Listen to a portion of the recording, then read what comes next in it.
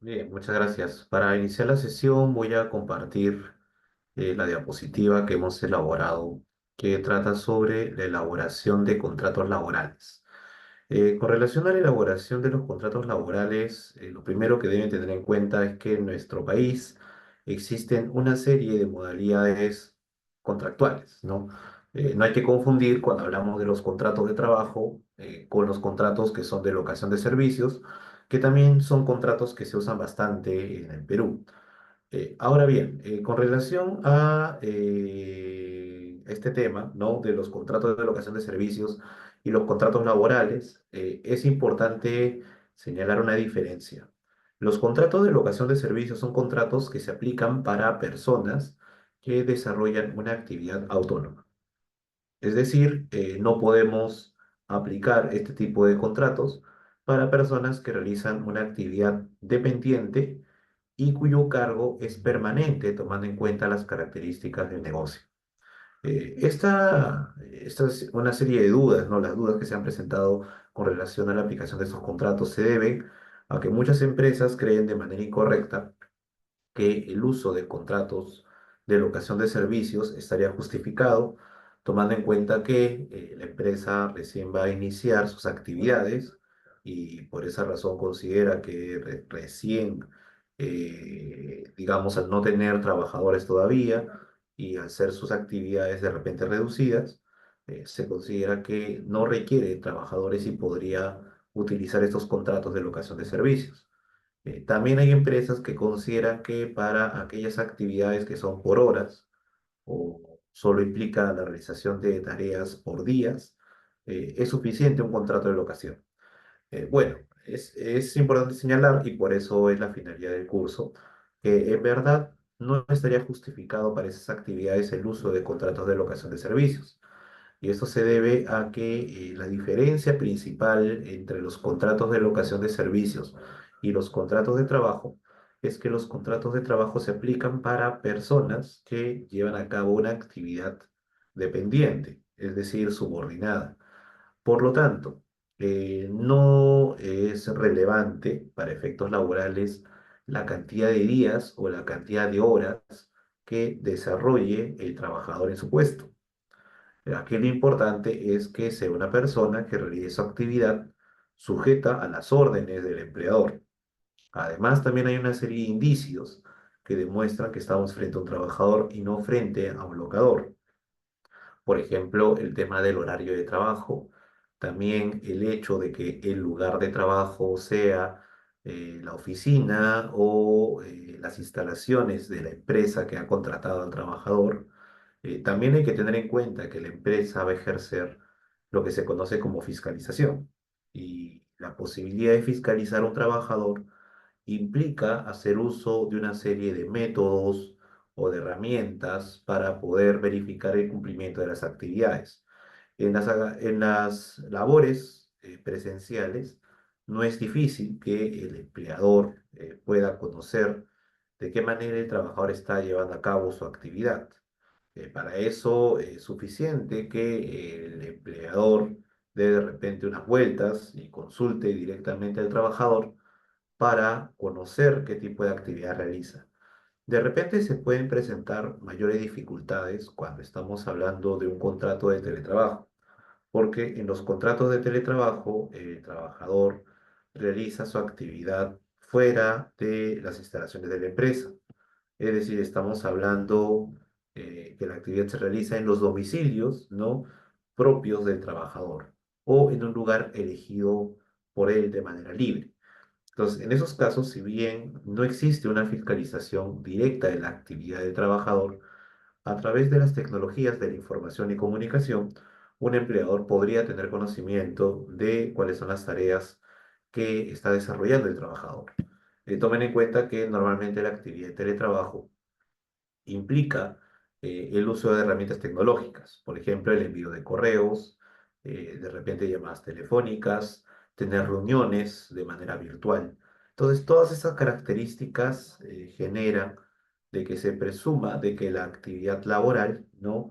se va a desarrollar dentro de un panorama de fiscalización a distancia. Esa fiscalización ya va a estar sujeta a lo que establezca el propio empleador. Bueno, luego de esta diferencia, y ya nos quedó claro en qué casos podemos contratar a trabajadores y en qué otros casos correspondería el uso de contratos de locación de servicio, vamos a iniciar la sesión hablando ya sobre lo que son los contratos laborales. En esta diapositiva, como pueden observar, se habla de la noción de contrato de trabajo. Para comenzar, todo contrato de trabajo es un acuerdo. Al ser un acuerdo, de ningún modo tiene que asumirse que el contrato siempre va a ser por escrito. Desde el punto de vista legal, los contratos laborales también pueden ser verbales. Por ejemplo, los contratos que son de duración indeterminada son contratos de trabajo que no requieren como formalidad realizarse por escrito. Entonces, bastaría, si usted quiere cumplir con las exigencias legales, que usted tenga a ese trabajador, ¿no? Le haya dado de alta en este registro y con la constancia de alta, usted podría demostrar en el caso de una fiscalización que puede llevar a cabo la SUNAFIL, es decir, la Superintendencia Nacional de Fiscalización Laboral. Con este documento, esta constancia, usted podría demostrar que esta persona es un trabajador de esa empresa.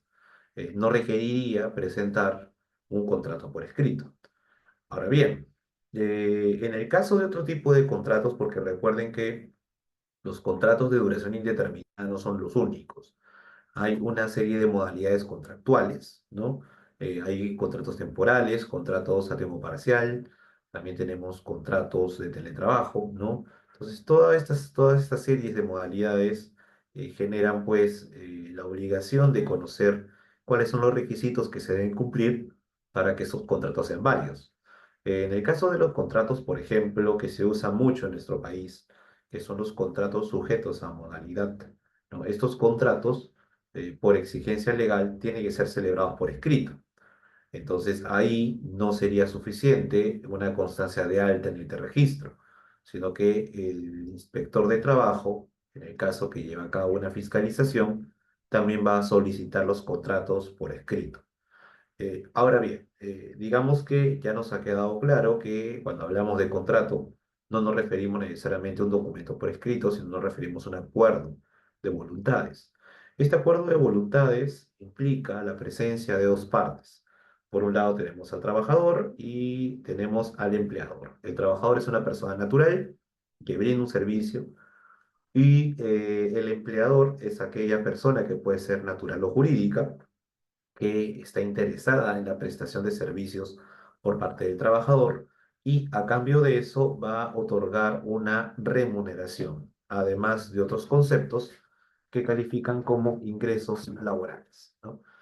Otro elemento importante que ya lo mencionamos hace un momento es que este vínculo que existe entre trabajador y empleador no es un vínculo de colaboración. Si bien en el lenguaje de recursos humanos se menciona mucho, en vez del término de trabajador, el término colaborador. Desde el punto de vista legal, la relación que existe entre el trabajador y el empleador es de subordinación o dependencia. El trabajador está sujeto a una serie de facultades que tiene el empleador y que resultan necesarias para organizar la actividad laboral.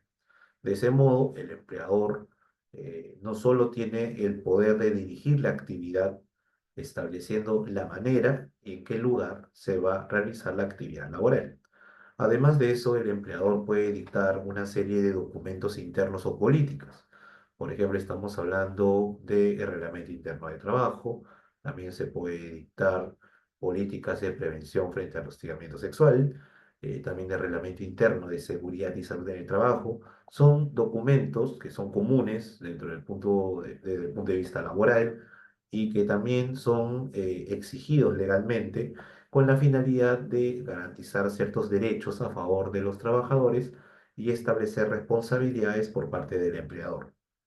Ahora, el empleador a su vez, en el caso de que observe que los trabajadores no están cumpliendo adecuadamente con sus actividades, puede ordenar, ¿no?, el cumplimiento inmediato de las tareas que están establecidas en el contrato o en el manual de organización y funciones.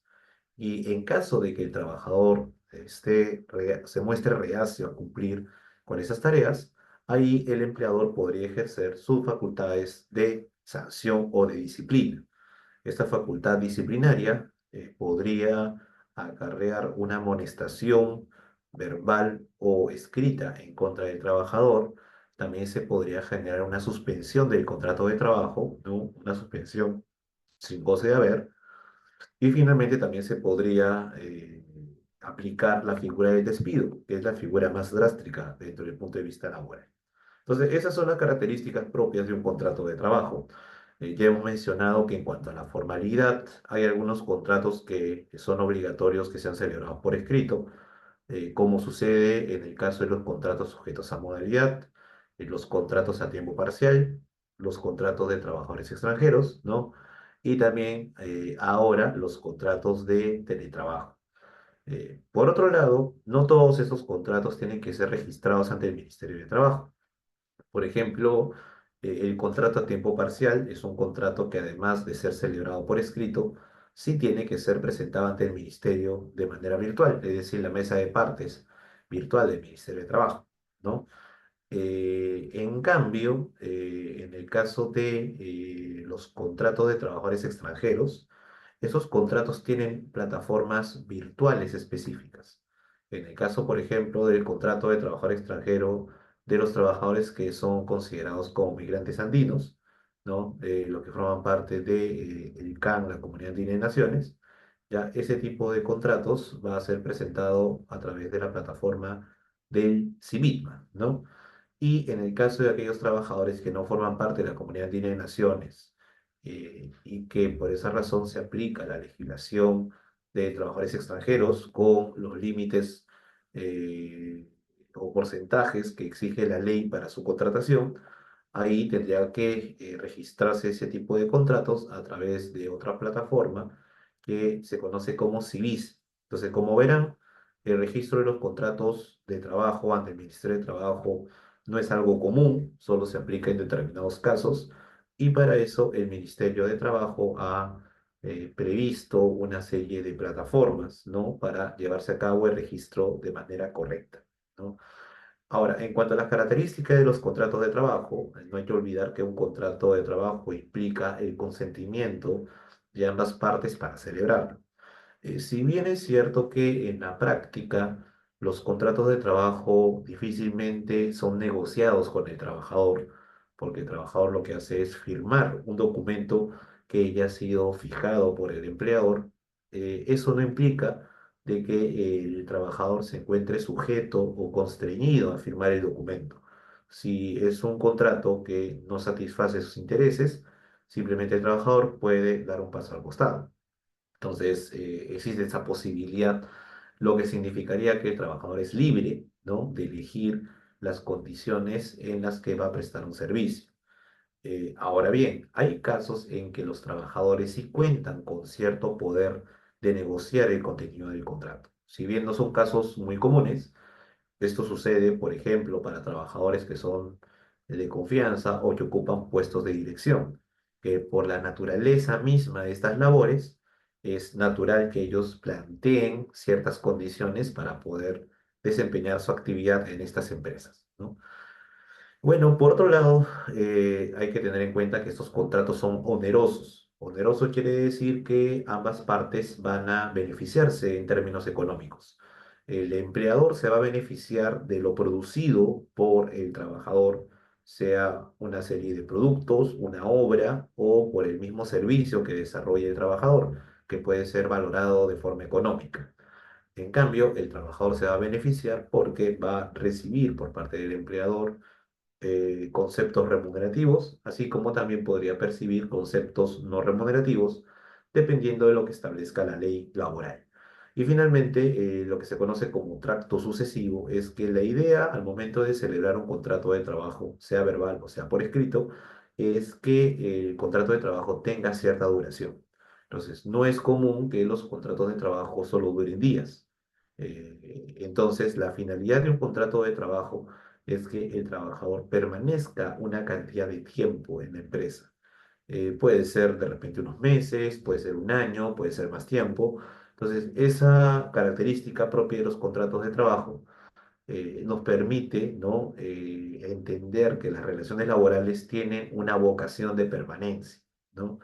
Y por esa misma razón es común que encontremos casos de trabajadores que tienen muchos años en una misma empresa como consecuencia justamente de que las actividades que realiza son actividades permanentes, ¿no? Antes de pasar a la siguiente diapositiva, ya estamos observando algunas consultas. Por ejemplo, tenemos una pregunta de José Vigo que dice si la ley laboral indica que si bien la prestación del servicio es personal, pero también permite que en ciertos casos pueda ser complementada por sus familiares. Con relación a esta norma que menciona José, sí es correcto que para el caso de lo que viene a ser una persona natural con negocio, ¿no? Es posible que él pueda recurrir a sus familiares para que puedan llevar a cabo una actividad laboral. Ahora, en el caso de que sea su cónyuge, la persona que lo va a apoyar para realizar la actividad laboral, ahí de ninguna manera hay un vínculo de trabajo, simplemente es un vínculo familiar. En cambio, con las demás personas, sus demás parientes, como por ejemplo pueden ser hijos, pueden ser padres, abuelos, hermanos, etcétera, con ellos, en principio, ¿no? Debería existir un vínculo laboral. No obstante, en el caso de aquellos parientes directos, ¿no? Es posible que entre el trabajador y el empleador se llegue a un acuerdo con la finalidad de que este vínculo no sea propiamente laboral, lo que significaría que no podría exigir este familiar el pago de beneficios sociales o de cualquier otro beneficio a nivel laboral, porque es una labor de apoyo familiar. Eso no sucede, por ejemplo, en el caso de una sociedad anónima, otro tipo de sociedad de carácter comercial, donde ahí la figura familiar no es trascendente. Entonces, un socio podría tener a su hermano, por ejemplo, como gerente comercial, y eso no quiere decir que no va a tener un vínculo laboral, porque el vínculo laboral lo va a tener esta persona con la entidad, es decir, la persona jurídica, no con uno de los socios. Es por eso que ahí siempre va a existir una relación laboral. Tenemos otra consulta que es bueno, aquí dice contabilidad acruta y dice, ¿qué pasa si un trabajador que tiene 3 meses de vigencia quiere renunciar y la empresa no acepta y le indica por escrito que debe cumplir su contrato?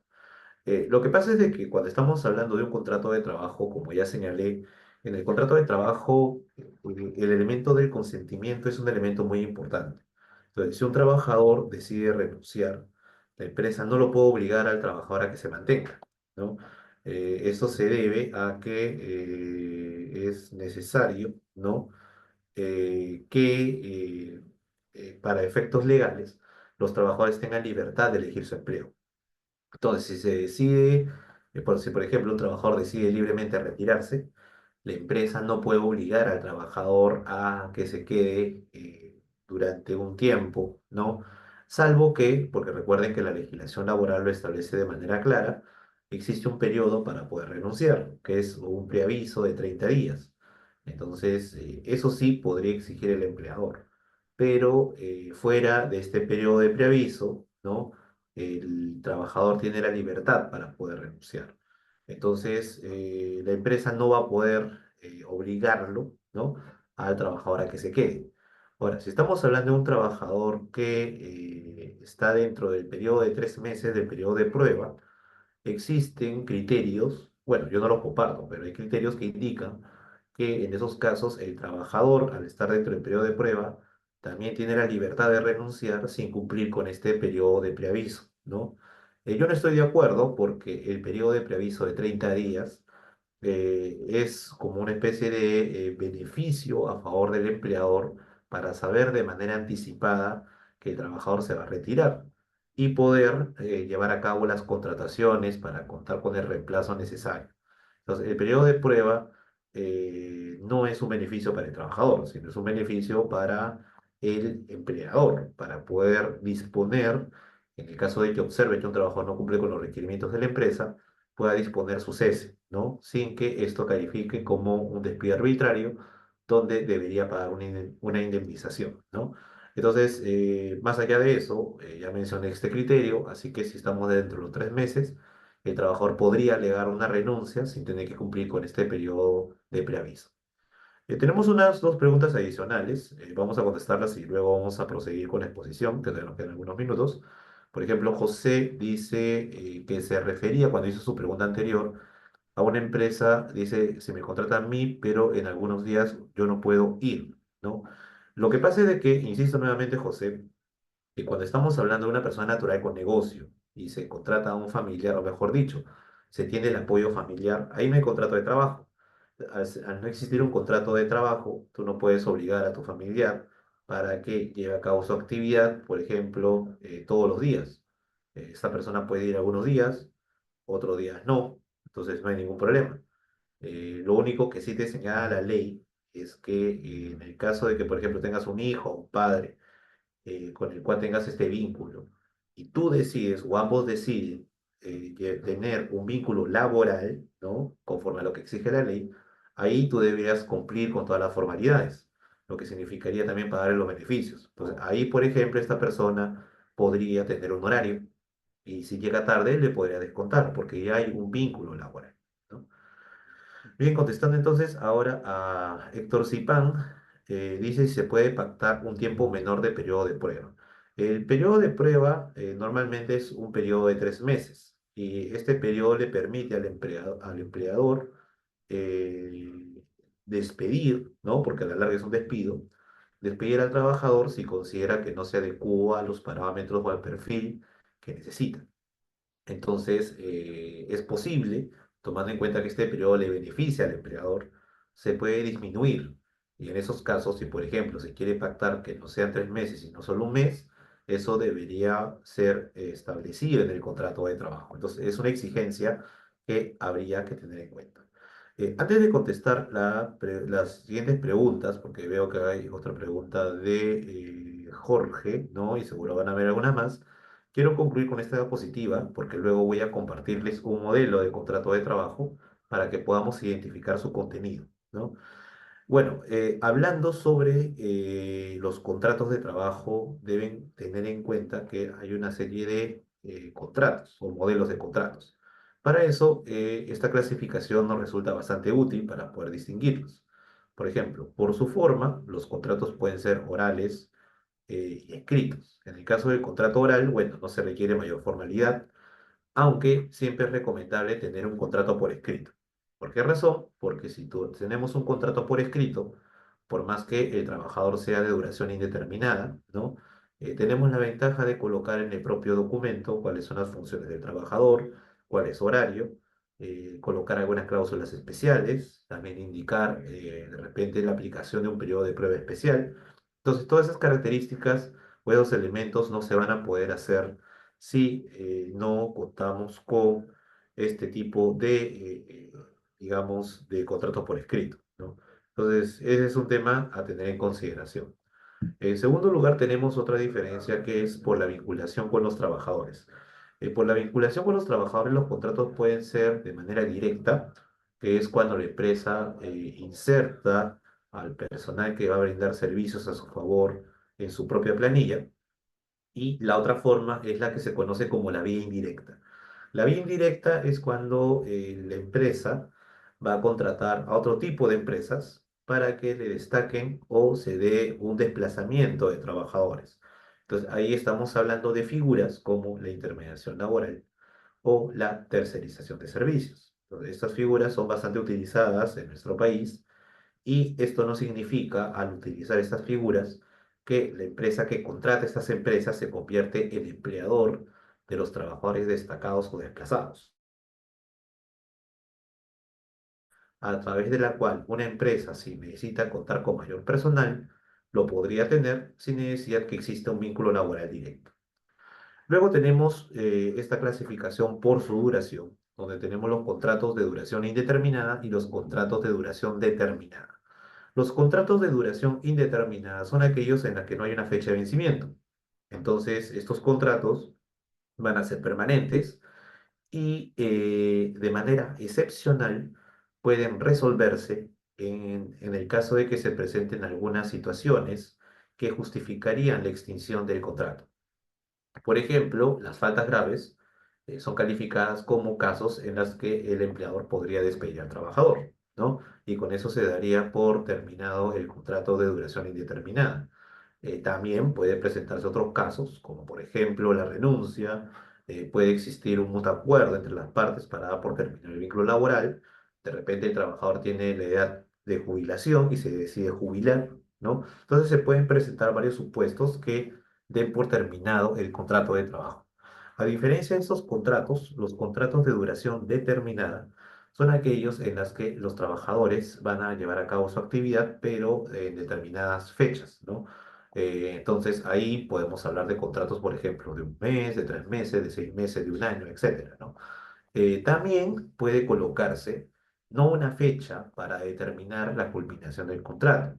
También se puede colocar lo que se conoce como una condición resolutoria.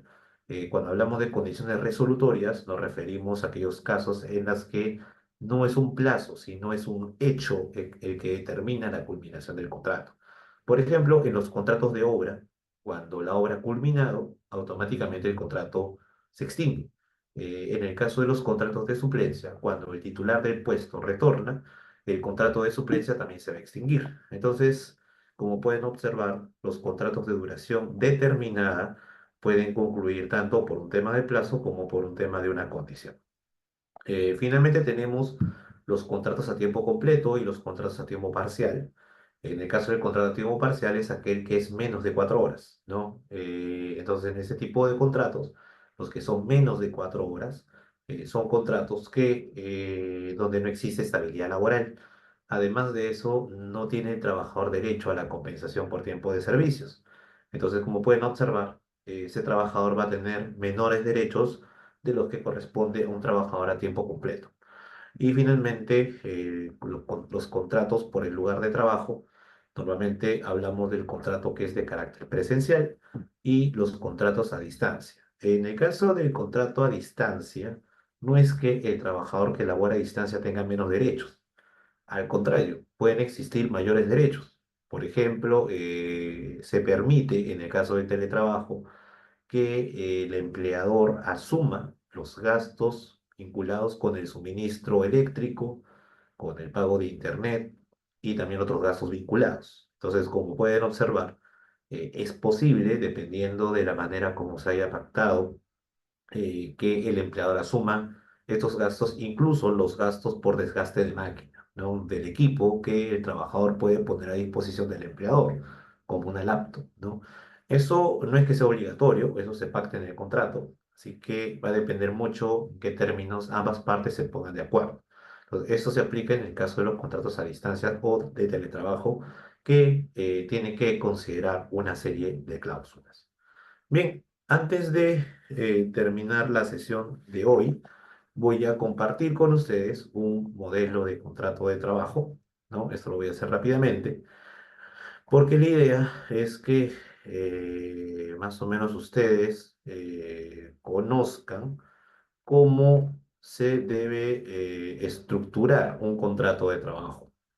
Entonces, para estos casos, voy a considerar un modelo de contrato que es de duración determinada, de entre los cuales se encuentra uno que es bastante conocido, que es el contrato por incremento de actividad. El contrato por incremento de actividad es un contrato que se utiliza cuando la empresa requiere contratar más trabajadores con la finalidad de cubrir las necesidades propias del incremento de las actividades de la empresa. Este incremento de las actividades puede deberse a nuevos requerimientos de parte de los clientes, lo cual, al ser necesidades de carácter temporal, exigirían a la empresa contar con mayor personal.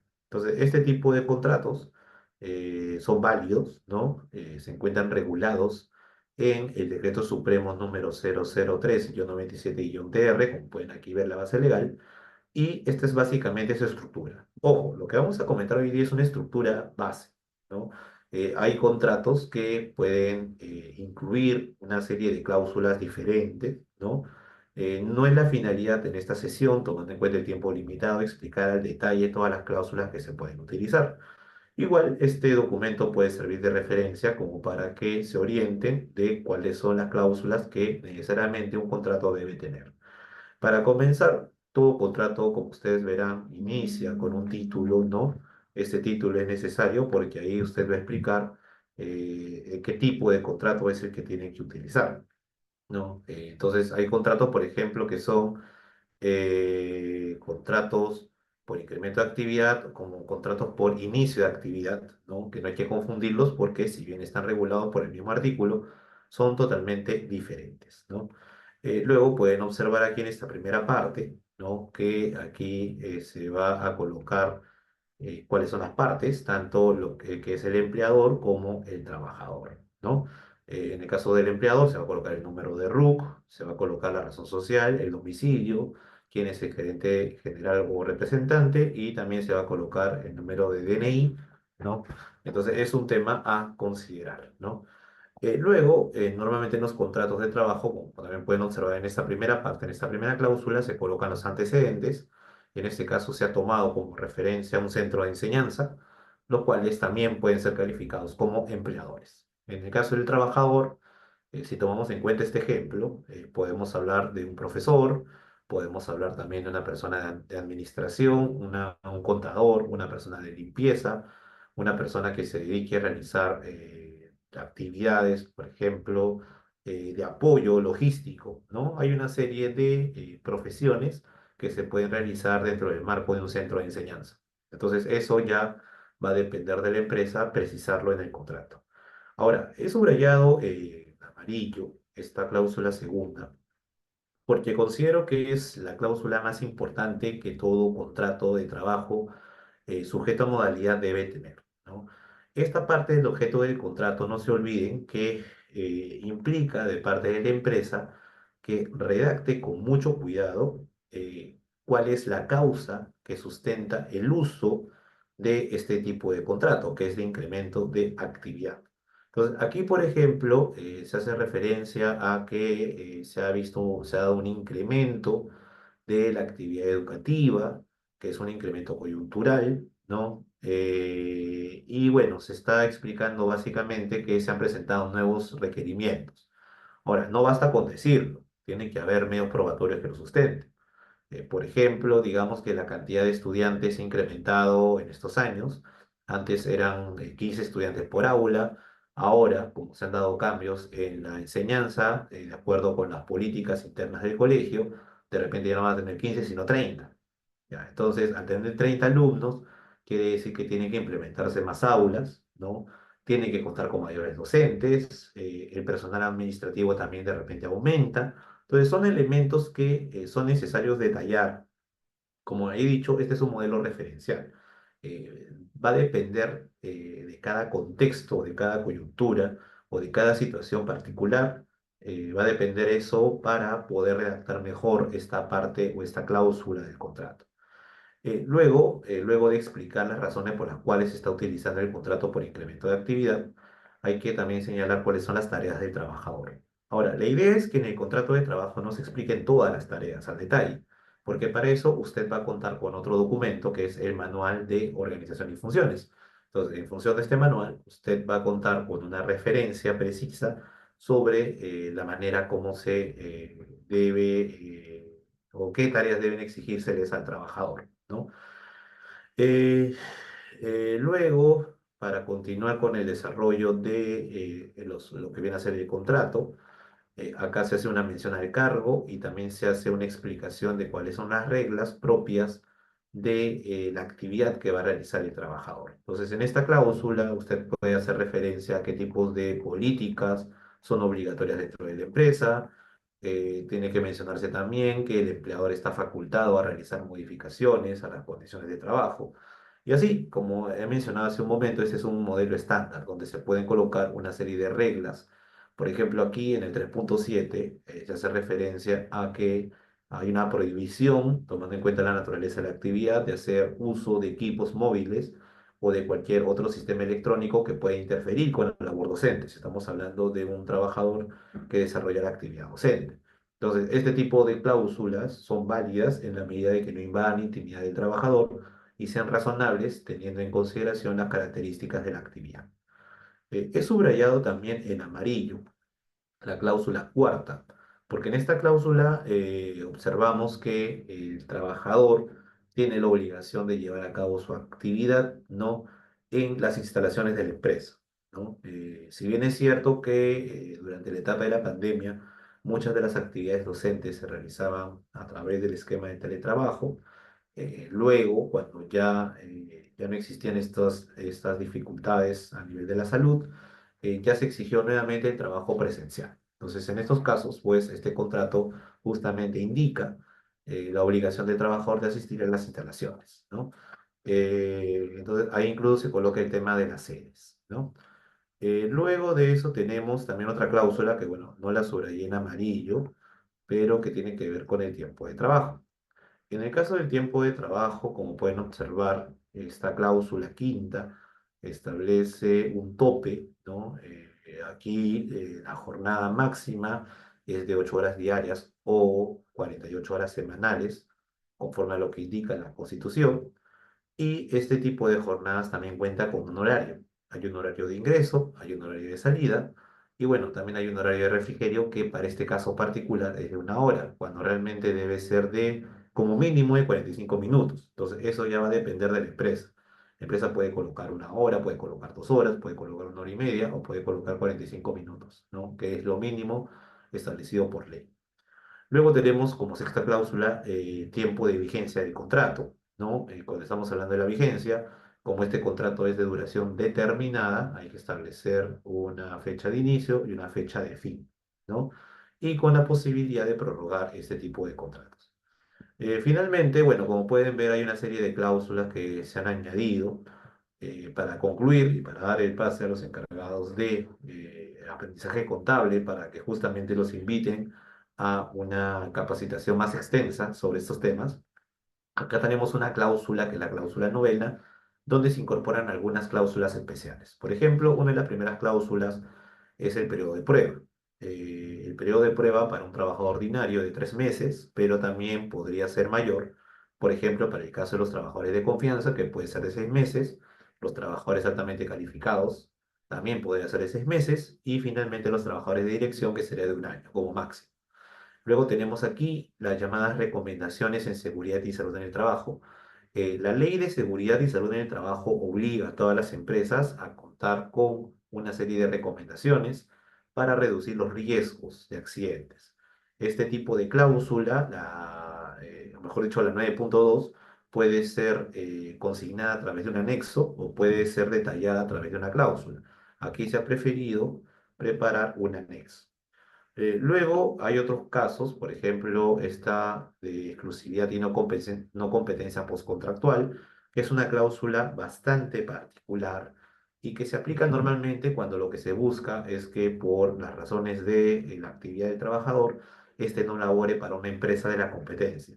En el ámbito educativo, ese tipo de cláusulas se utilizan bastante, más aún cuando los trabajadores, por la naturaleza de su actividad, que es de 8 horas normalmente, difícilmente van a trabajar para otra empresa del sector, ¿no? Y bueno, tenemos también otras dos cláusulas también que se utilizan bastante en los contratos de trabajo, que son las cláusulas de confidencialidad y de autorización de descuentos. En el caso de la cláusula de confidencialidad, ahí se establecen algunas reglas sobre qué información califica como confidencial, la obligación del trabajador de mantener reserva a toda, digamos, los datos que el empleador le proporcione como consecuencia de la actividad laboral. Y en la parte de autorización de descuentos, el trabajador otorga al empleador la autorización para realizar descuentos en determinados casos. Por ejemplo, si un trabajador tiene un bien de la empresa y no lo devuelve, el empleador tiene la potestad de poder descontar el monto o el valor del bien de, por ejemplo, la liquidación de beneficios sociales. Entonces, estos supuestos de autorización de descuentos no se debe aplicar de manera arbitraria, solo estarían justificados en aquellos casos en los que se demuestre con total claridad que el trabajador ha cometido una falta y como consecuencia de esta falta ha generado un daño económico a la empresa. Entonces, esto requiere también medios probatorios para poder sustentarlos, ¿no? Con eso tenemos básicamente una visión todavía bastante general de lo que es un contrato de trabajo. Como pueden ver, hay una serie de cláusulas adicionales, como lo que es la propiedad, bueno, lo que es primero la extinción del contrato de trabajo, lo que es la propiedad industrial e intelectual, los derechos de autor, sobre la protección y tratamiento de datos personales, que es una cláusula que también es obligatoria, ¿no? Hay una ley que regula este tema, ¿no? Entonces, en resumen, hay una serie de cláusulas, también hay tratamiento de datos bajo sistemas de biovigilancia que se aplica, por ejemplo, también en el sector educativo, entre otro tipo de cláusulas que son necesarias, ¿no? Acá, por ejemplo, pueden ver el anexo donde están las recomendaciones en materia de seguridad y salud en el trabajo, ¿no?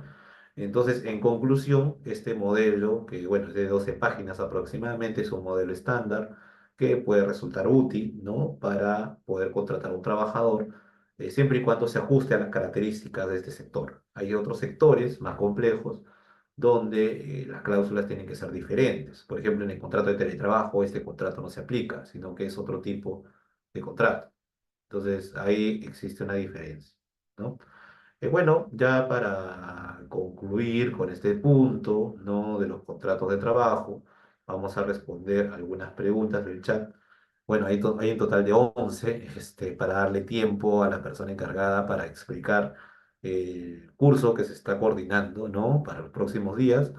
Voy a tratar de contestar todas las preguntas hasta la que ha sido consultada por Margot. Ah, que me acaba de decir que se escucha bajo. Voy a tratar de hablar un poco más fuerte. De repente ha sido por el temblor que acaba de pasar hace un momento. A ver, primero comenzamos con una pregunta de Jorge, que dice, ¿cómo se aplica el periodo de prueba? ¿Si debe estar en planilla o recibo por honorario? Lo que pasa es que cuando hablamos de un periodo de prueba nos referimos a el periodo en la que un trabajador ingresa a laborar, pero durante un periodo que normalmente es de 3 meses va a estar sujeto a una vigilancia por parte del empleador para determinar si el perfil del puesto se ajusta o no a las características del trabajador. Entonces, cuando un trabajador ingresa, ya está dentro del periodo de prueba, o sea, ya es un trabajador. Entonces, no es que durante esos 3 primeros meses el trabajador se encuentra en una situación informal, ya va a ingresar a planilla, hay que contratar todos los seguros, el seguro de vida ley, etcétera, hay que darle de alta en este registro. La única diferencia con relación a otros trabajadores es que durante este tiempo el trabajador podría ser despedido sin tener la obligación de empresa de pagar una indemnización. Claro, no es que este despido se justifique por cualquier razón. Por ejemplo, no se podría despedir a una trabajadora embarazada. Eso es discriminatorio. Normalmente, las razones por las cuales se despide a una persona dentro del periodo de prueba es porque se ha detectado que no está cumpliendo con las labores o su perfil no es el requerido. Entonces, eso sería bueno también al momento de desvincular a un trabajador durante este periodo, por lo menos explicar de manera general estas razones. Tenemos una pregunta de Yesenia que dice, si el trabajador solo se registró a través del T-Registro y la empresa está inscrita en la REMIPE, es decir, el registro de micro y pequeña empresa, ¿cómo sería conocer los beneficios del trabajador ya que no tiene contrato? Bueno, en el caso del registro o régimen de micro y pequeña empresa, en ese régimen, los trabajadores de la microempresa o pequeña empresa, estos trabajadores pueden tener contratos por escrito o contratos verbales, ¿no? Si son contratos verbales, claro, el inconveniente es que ahí va a ser muy difícil que tú puedas decirle al trabajador qué derechos u obligaciones tiene. Para eso existe reglamentos internos de trabajo que pueden suplir de una u otra manera el contenido que no se encuentra dentro del contrato de trabajo. Entonces, es importante que tengan en cuenta eso porque ese tipo de documentos, reglamentos o políticas sirven para complementar ante la falta de contratos de trabajo, ¿no? José pregunta si los contratos de trabajo se deben llevar al Ministerio de Trabajo para su conocimiento y se debe pagar alguna tasa. No, actualmente los contratos sujetos a modalidad y los contratos de duración indeterminada no se llevan ante el Ministerio de Trabajo, ¿no? Así que no tienes que cumplir con esa exigencia.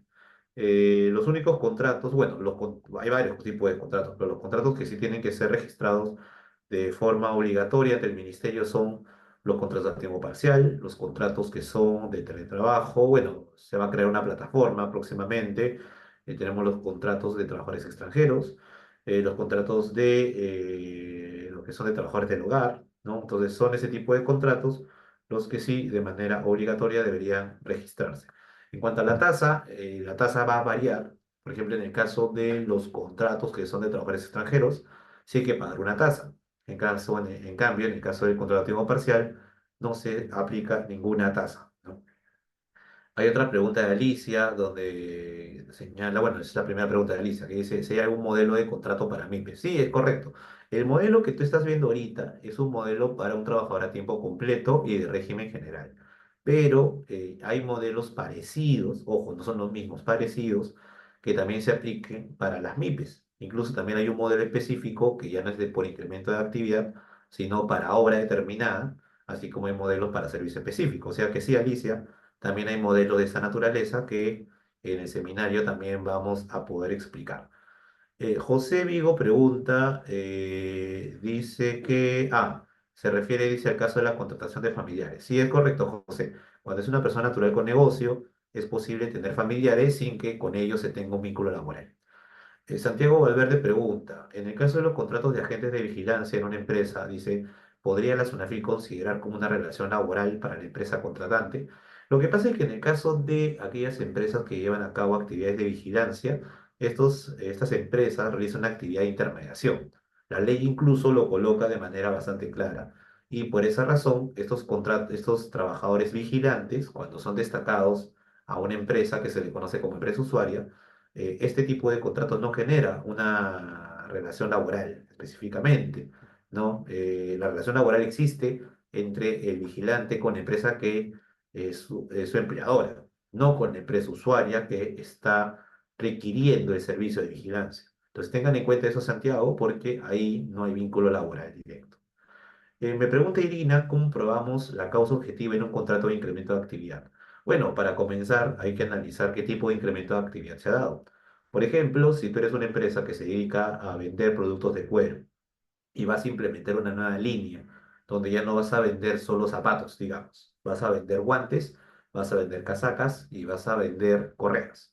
Entonces, en el caso que tú implementes una nueva línea, tienen que existir documentos internos, una planificación, además que de repente contratos comerciales, de repente, en la que tú muestres o demuestres que se está llevando a cabo una nueva actividad dentro de tu empresa. Entonces, con esta información, además que hay una inversión, seguro que se ha hecho para comprar nuevos materiales, este tipo de documentos se pueden servir para sustentar que se ha dado un incremento de actividad. Porque sí o sí, al crearse una nueva línea dentro de tu empresa, hay la necesidad de contratar nuevos trabajadores. Lo mismo pasa cuando las empresas crean nuevas sedes en diferentes lugares, ¿no? Por ejemplo, una empresa crea una sede en Piura, entonces ahí va a requerir trabajadores, ¿no?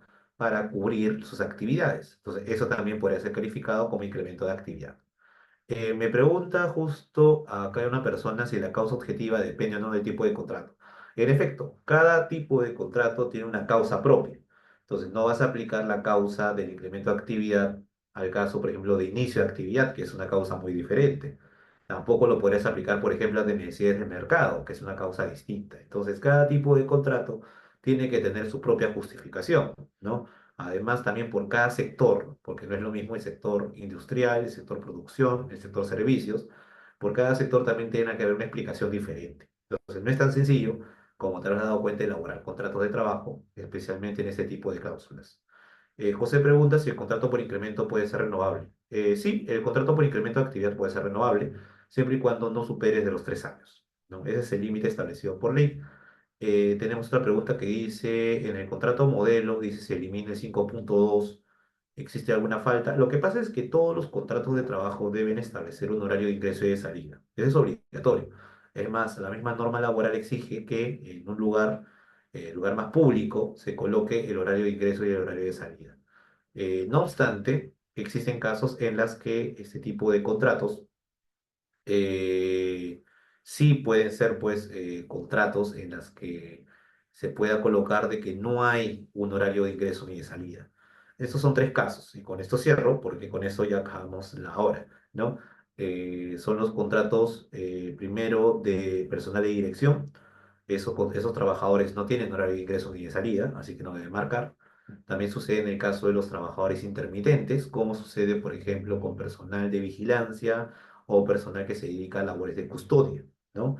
Y finalmente aquellos trabajadores que no están sujetos a fiscalización inmediata porque constantemente salen de las oficinas, ¿no? Entonces es una característica también que se observa en los contratos de trabajo de esas personas, de esos tres grupos de trabajadores. Solo en esos casos sí podría colocarse en el contrato que no se les aplica un horario de inicio, un horario de salida y no tiene la obligación de marcar asistencia, ¿no?